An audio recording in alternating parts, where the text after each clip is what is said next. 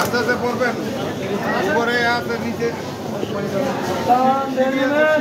দেখে নেবেন।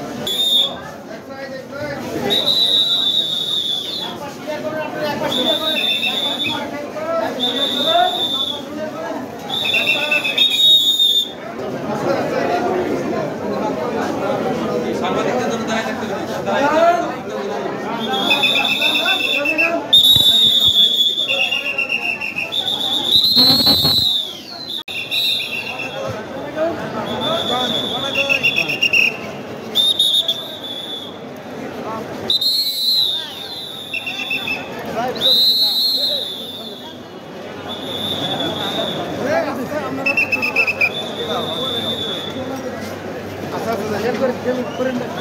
ভাই আপনাদের গতি একটু বাড়ান সামনের দিকে।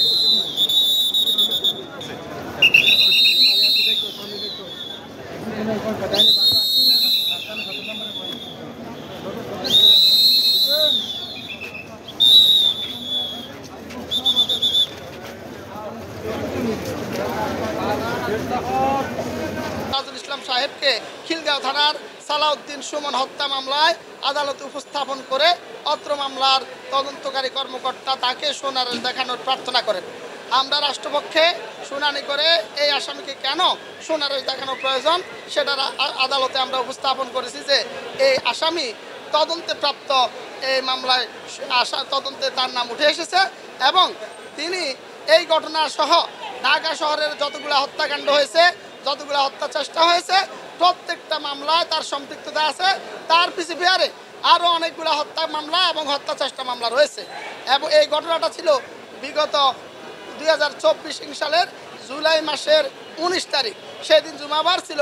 আপনারা জানেন বাদ ফজর থেকে রাত 10টা অবধি সারা ঢাকা শহরের সবচেয়ে বেশি মারণাস্ত্র এই দিন ব্যবহার করা হয়েছে এই নিরস্ত্র বৈষম্য বিরোধী আন্দোলনকারীদের বিরুদ্ধে।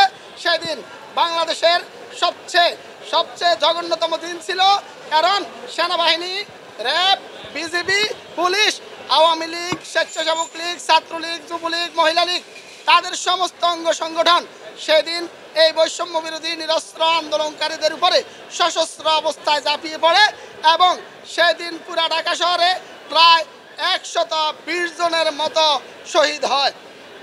মাননীয় আদালত আমাদের বক্তব্য শ্রবণান্তে অত্র আসামিকে সোনারেশ দেখানোর নির্দেশ দেন।